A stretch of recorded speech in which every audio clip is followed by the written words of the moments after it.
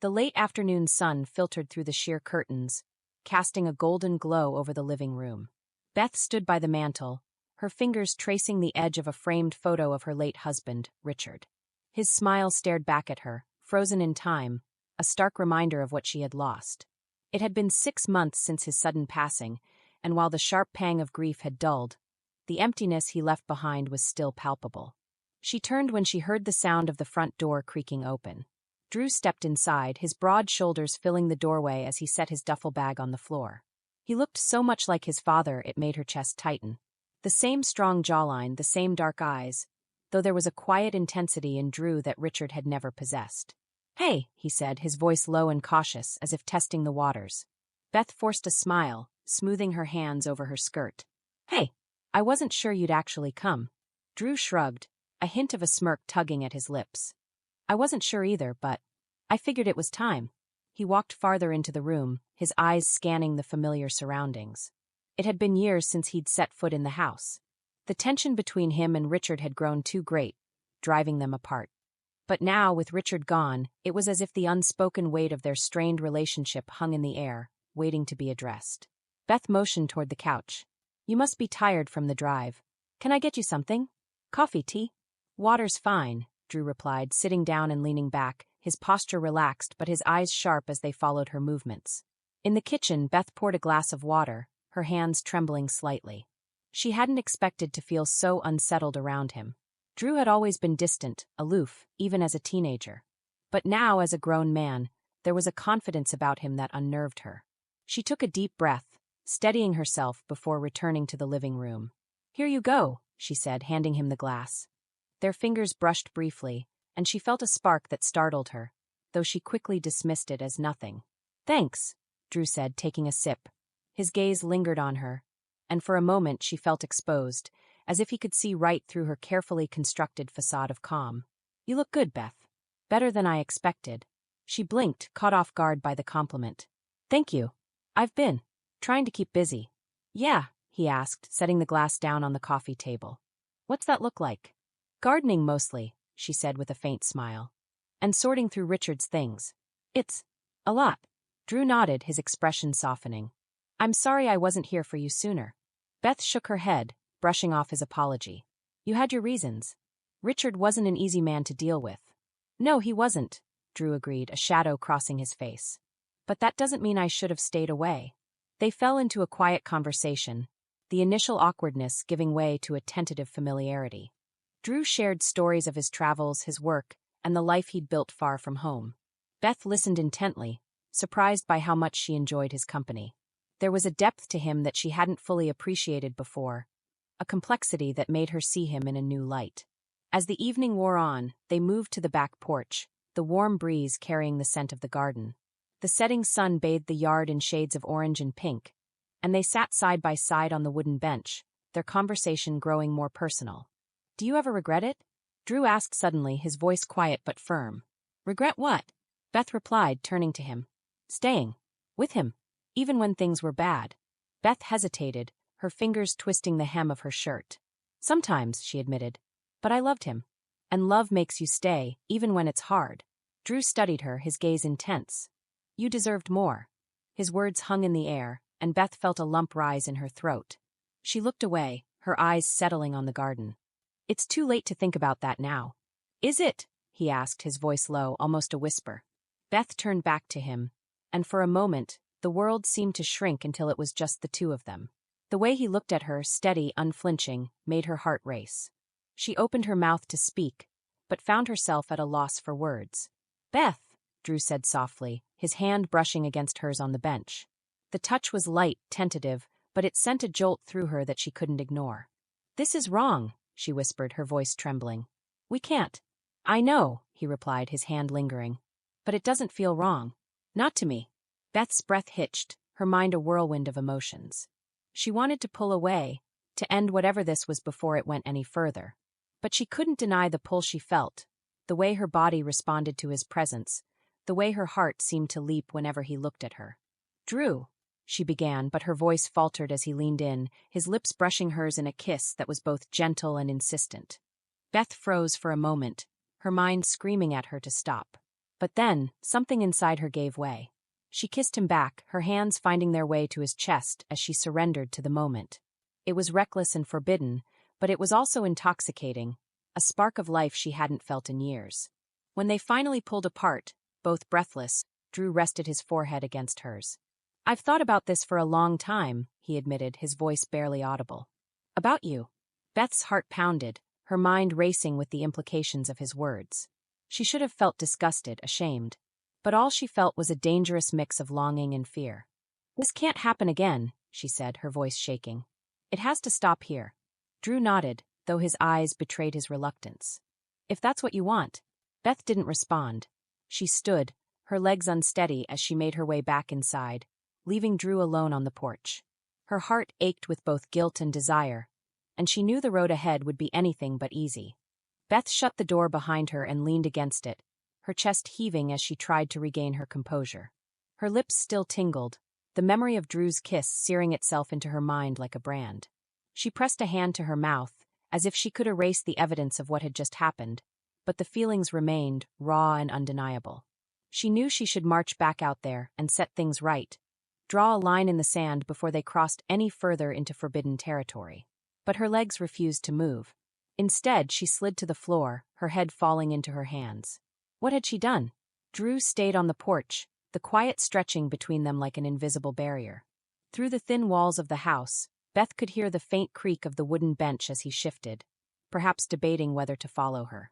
The thought both thrilled and terrified her. She forced herself to stand, shaking off the haze that had settled over her. She needed space, clarity, anything to break the spell that had taken hold.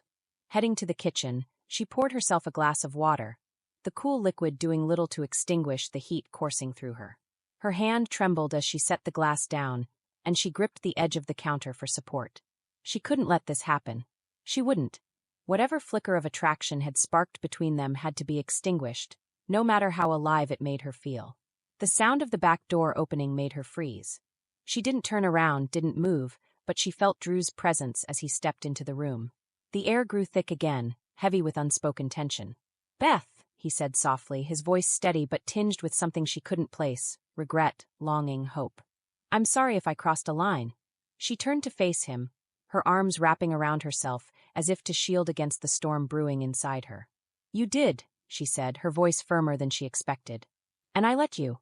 Drew took a step closer, his gaze unwavering. "Then why didn't you stop me?" Beth's breath caught in her throat. She didn't have an answer, or at least not one she was willing to admit out loud. Instead, she shook her head, her nails digging into her arms. "It doesn't matter. It was a mistake. A moment of weakness." "Was it?" he asked, his voice low but insistent. "Because it didn't feel like a mistake to me."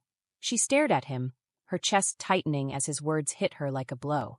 He wasn't backing down, wasn't letting her retreat into the safety of denial. And the truth was, she didn't know how to deny it. The connection she felt to him, the pull, was unlike anything she'd experienced before. It wasn't just about the kiss, it was about the way he looked at her, the way he saw her in a way no one else had. But that didn't make it right.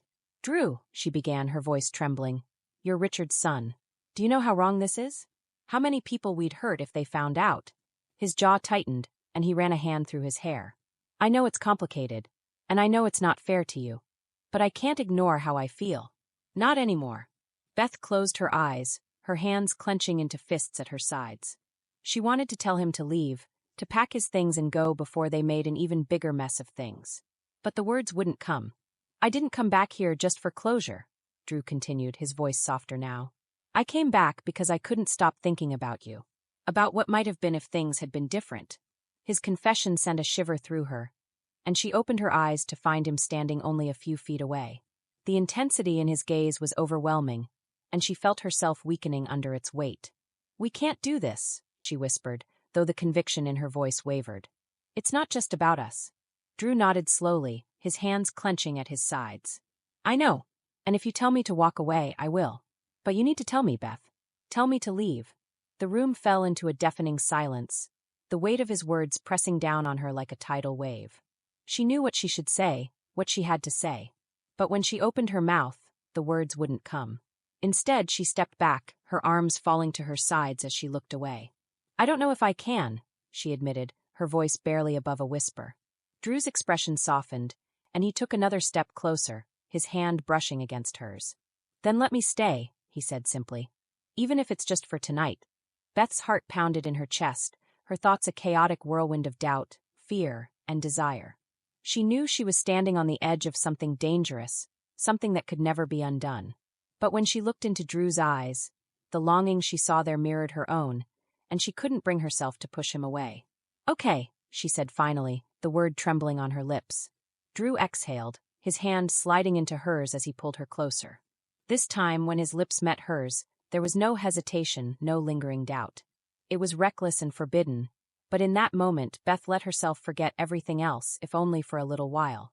The kiss deepened, and the walls Beth had so carefully constructed around her emotions crumbled entirely. Drew's hands cupped her face with a tenderness that made her heart ache, his touch gentle yet insistent, as if he were afraid she might vanish. Beth responded instinctively, her fingers clutching at his shirt, pulling him closer as if proximity could quiet the chaos in her mind.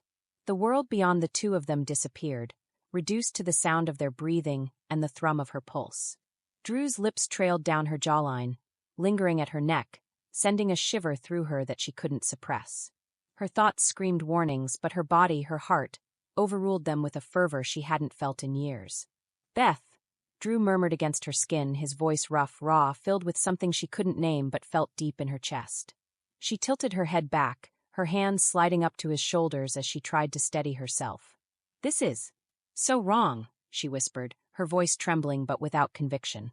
Drew pulled back slightly, just enough to meet her gaze, his dark eyes searching hers.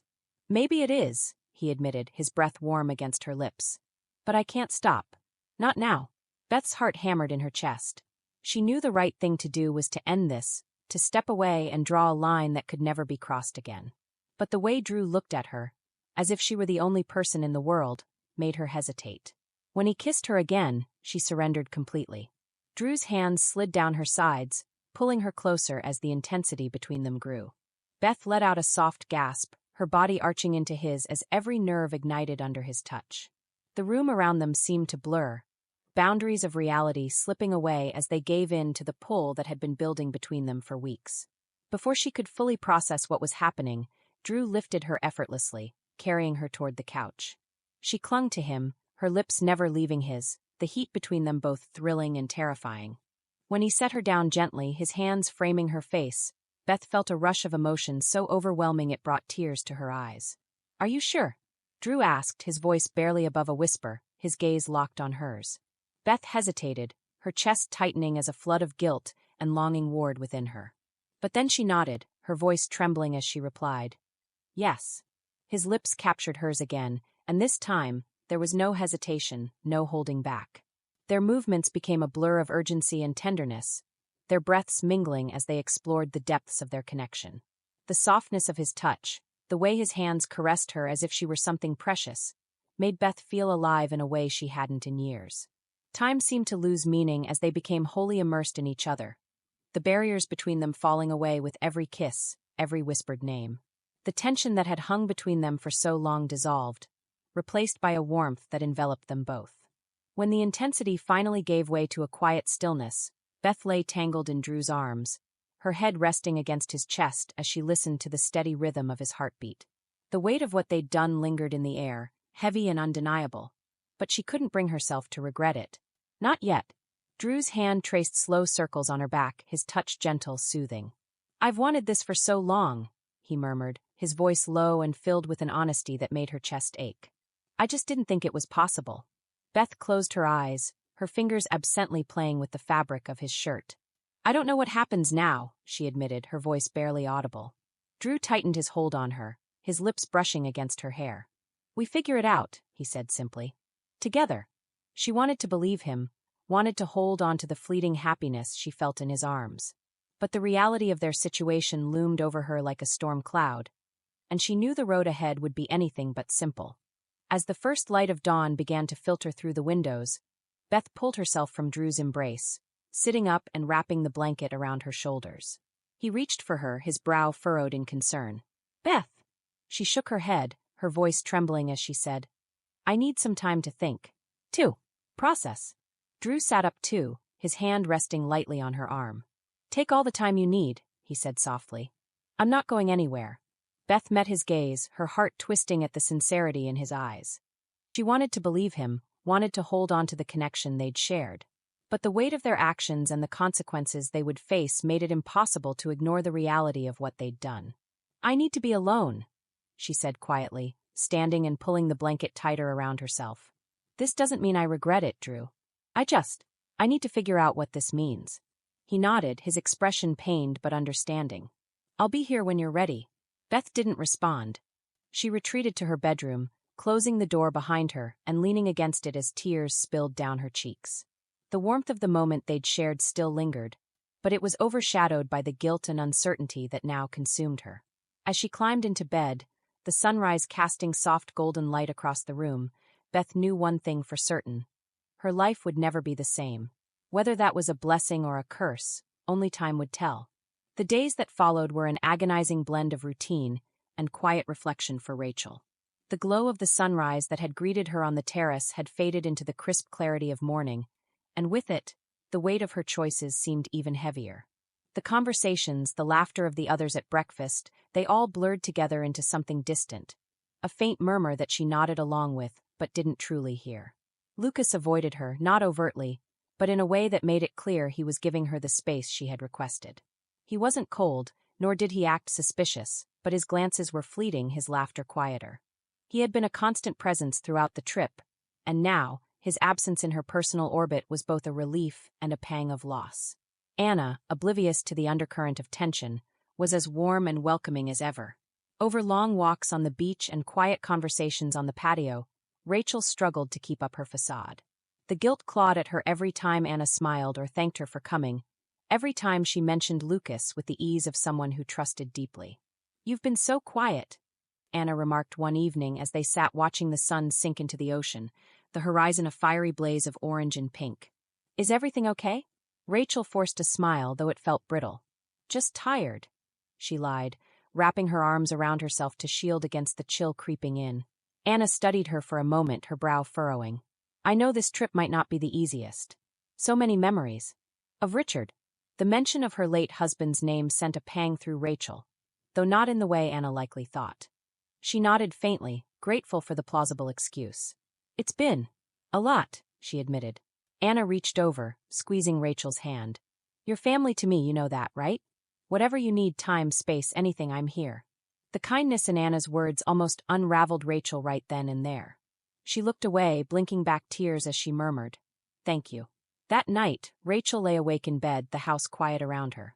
The darkness was oppressive, pressing down on her chest as her thoughts raced. She couldn't keep doing this, living under the same roof as Lucas, pretending nothing had happened. The stolen moment they'd shared weighed on her like a stone, each day amplifying the distance between her and the woman she thought she was. Her phone buzzed on the nightstand, the screen lighting up with a message. "Lucas, are you awake?" Her heart skipped a beat, her fingers trembling as she reached for the phone. She hesitated, staring at the words before finally replying. "Rachel, yes." The response came quickly. "Lucas, can we talk?" "Outside. I'll wait by the terrace." Rachel sat up, her pulse pounding in her ears. She shouldn't go. Every instinct told her to stay in bed, to let the silence between them stretch until it faded into something more manageable. But she couldn't. Against her better judgment, she slipped out of bed, pulling a sweater over her shoulders before padding quietly through the house. The night air was crisp, the stars scattered across the sky like shards of broken glass. Lucas stood by the railing, his hands in his pockets, his silhouette illuminated by the soft glow of the moon. He turned when he heard her approach, his expression unreadable. "I didn't think you'd come," he said quietly, his voice carrying a note of relief.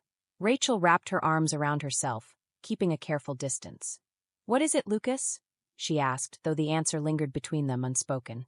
He sighed, raking a hand through his hair. I hate how things are right now.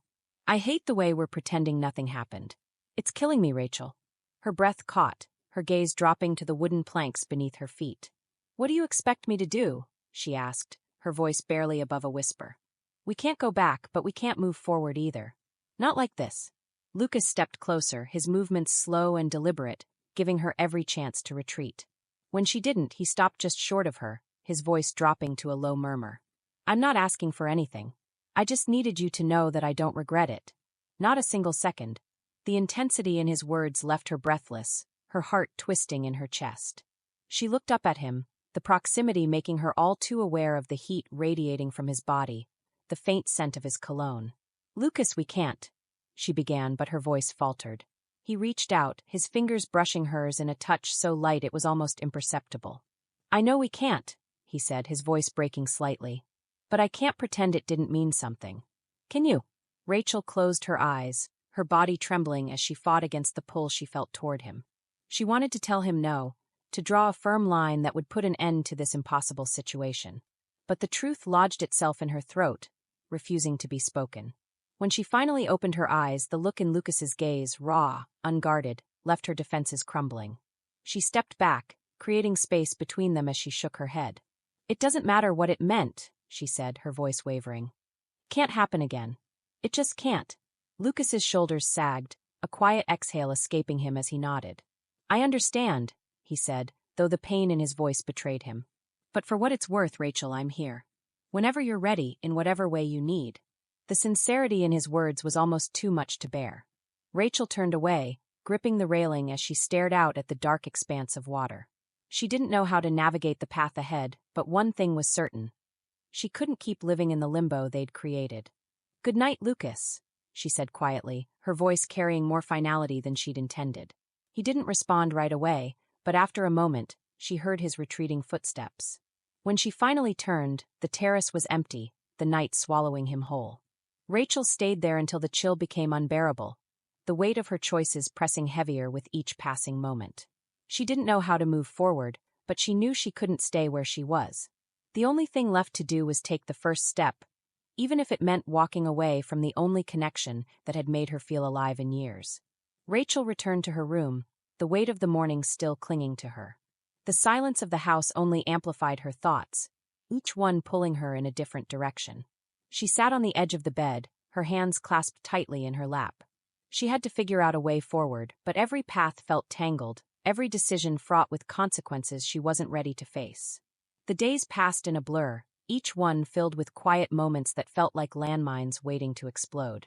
Lucas maintained his distance, respectful of her need for space, but his presence lingered in every room, in every shared glance that spoke volumes they dared not utter aloud.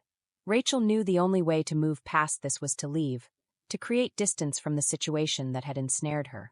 One evening, as the sun dipped below the horizon and bathed the house in amber light, she made her decision. At breakfast the next morning, Rachel sat across from Anna, her heart pounding as she prepared to share her plans. "I think I need to head back home early," Rachel said, her voice steady despite the storm raging inside her. She stirred her coffee absently, avoiding Anna's gaze. Anna frowned, setting down her fork. "You're leaving already? I thought you were staying through the weekend." Rachel forced a small smile, hoping it would mask the guilt bubbling to the surface. "I have some work piling up, and I think it's best if I get back to it. It's been wonderful being here, though. I've really missed this." Anna reached across the table, placing a hand over Rachel's. "I've missed this too," she said warmly. "But if you need to go, I understand. Just promise me you'll take care of yourself, okay?" Rachel nodded, her throat tightening. "I will. Thank you." Lucas entered the kitchen as the conversation ended, his gaze briefly locking with Rachel's before he turned to pour himself a cup of coffee. The tension in the air was palpable, though Anna seemed blissfully unaware as she chatted about the day's plans. Rachel excused herself, retreating to her room to pack. As she folded her clothes and zipped her suitcase, a knock at the door startled her. She froze, her heart racing, before finally opening it. Lucas stood there, his expression unreadable. "You're leaving," he said, not as a question but as a statement. Rachel nodded, stepping aside to let him in. "I think it's for the best." He closed the door behind him, leaning against it as he crossed his arms. "Is that really what you want? Or are you running away?" Her chest tightened, his words cutting through the wall she'd tried to build around herself. "I'm not running away," she said, though the conviction in her voice wavered. I need space. Time to think." Lucas sighed, his hands falling to his sides. "Rachel, I don't want to make this harder for you. But I can't just let you go without saying this. What happened between us meant something to me. And I think it did to you too." She looked away, her hands trembling as she clutched the edge of her suitcase. "It doesn't matter, Lucas. It can't happen again." "I know," he said softly, stepping closer. But that doesn't mean it wasn't real. Tears stung her eyes, and she blinked them back, refusing to let them fall. I can't do this, Lucas. Not to Anna. She's my best friend. She trusts me. And she trusts me, he said, his voice heavy with regret. Which is why I need you to know that I'll respect whatever decision you make. If leaving is what you need, then I won't stop you. But I'm not going to pretend this didn't happen. Rachel's breath hitched, her emotions threatening to spill over. She looked up at him, her voice trembling as she said, Goodbye, Lucas. He nodded, his jaw tightening as he stepped back. Goodbye, Rachel. The drive home was long and quiet, the hum of the car the only sound as Rachel replayed the events of the past week in her mind. She felt raw, her emotions frayed, but she also felt a strange sense of clarity. What had happened with Lucas couldn't be undone, but it had forced her to confront truths about herself she'd long ignored. As she pulled into her driveway, the familiarity of home greeted her like an old friend. She stepped out of the car, the crisp evening air filling her lungs as she closed her eyes and took a deep breath. This was a new beginning, she told herself. A chance to rebuild, to figure out who she was and what she wanted. Inside, the house felt quiet but comforting. Rachel set her suitcase by the door and made her way to the kitchen, where she poured herself a glass of wine and sat at the table. She stared at the amber liquid, the weight of the week settling over her like a heavy blanket. Her phone buzzed on the counter, and she glanced at the screen. It was a message from Anna. Miss you already. Call me when you can. Rachel smiled faintly, her heart aching with the knowledge of what she could never say. She set the phone down, resolving to call Anna soon, though she knew the conversation would be bittersweet. As the night wore on, Rachel sat in the quiet of her home, reflecting on the choices she'd made and the person she wanted to become. She didn't have all the answers, but she knew one thing for certain. She couldn't keep running from herself. It was time to face the truth, to learn from her mistakes, and to move forward, one step at a time. As the days turned into weeks, Rachel focused on finding her footing. The silence of her home was both a balm and a reminder of the space she needed to process everything. She buried herself in work, reconnecting with friends she had unintentionally distanced herself from, and even took up a new hobby, painting.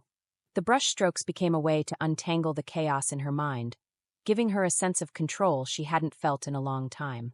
But despite her efforts to move forward, thoughts of Lucas lingered, surfacing in quiet moments when her guard was down. His voice, his touch, the intensity of his gaze, they were memories she couldn't escape. She wondered if he thought about her too, if he regretted what had happened or carried the same weight of longing and guilt.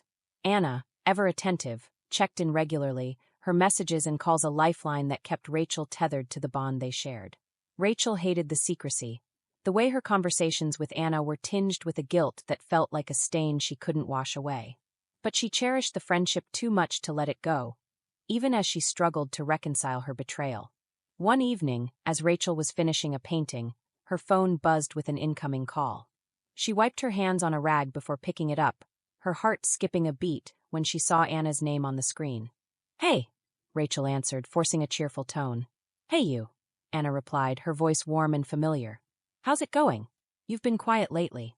Rachel laughed softly, though it felt hollow. Just busy with work and some projects around the house. You know how it is. Well, don't get too buried. I'm planning a little dinner party next weekend, and you're coming. No excuses. Rachel hesitated, her stomach twisting at the thought of seeing Lucas again. I don't know, Anna. I've got a lot going on right now. Nope, Anna interrupted firmly. You're coming. It's been too long since we've all been together, and I miss you. Lucas will be there too. He's been asking about you. The mention of his name sent a jolt through Rachel, though she kept her voice steady. He has. Yes, Anna said, oblivious to the weight of the question. He's worried about you. He said you seemed off when you left the beach house. Rachel swallowed hard, her grip tightening on the phone. I'm fine, really. Just needed some time to get back into the swing of things. Well, then you have no excuse not to come, Anna teased. I'll text you the details. Rachel sighed, knowing there was no arguing with Anna when she was like this. Okay, fine. I'll be there. The night of the dinner party arrived faster than Rachel had anticipated.